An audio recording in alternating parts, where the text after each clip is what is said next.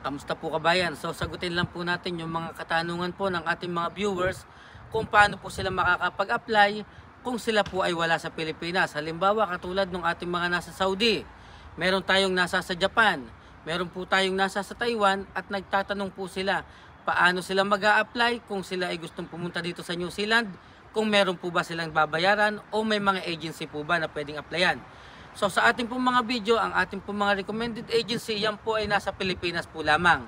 So sila po, ang pinaprocess po nila ay aplikante po na nasa Pilipinas. Ngayon kung ikaw po ay nasa outside the Philippines po, ibig sabihin nasa sa ibang bansa, hindi po nila ipaprocess ang iyong mga application through online po. Kinakailangan po ninyo physical po na nasa Pilipinas din at mag-a-apply po kayo physical. Kung mag-a-apply man kayo online, pagdating po sa interview, kayo po ay personal appearance pa rin po ang kinakailangan. Ngayon, pagdating po sa paggastos po, o may bayad po ba ang pag-a-apply kung kayo po ay wala sa Pilipinas?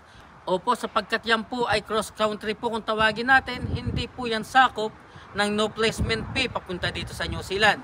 So, ang no placement fee po ay applicable po lamang sa mga aplikante na nagmumula po sa Pilipinas through agency po na atin po mga nire-recommend. Muli kabayan, kung ikaw po ay aplikante outside the Philippines, pwede nyo pong i-visit ang workabroad.ph o kaya ang Seek Job. Diyan po nagpo-post po sila ng mga job hiring po. Minsan po meron po dyan mga direct hire papunta dito sa New Zealand. At yung po mga agency po na ating nire-recommend pag nasa Pilipinas po lamang ng mga aplikante.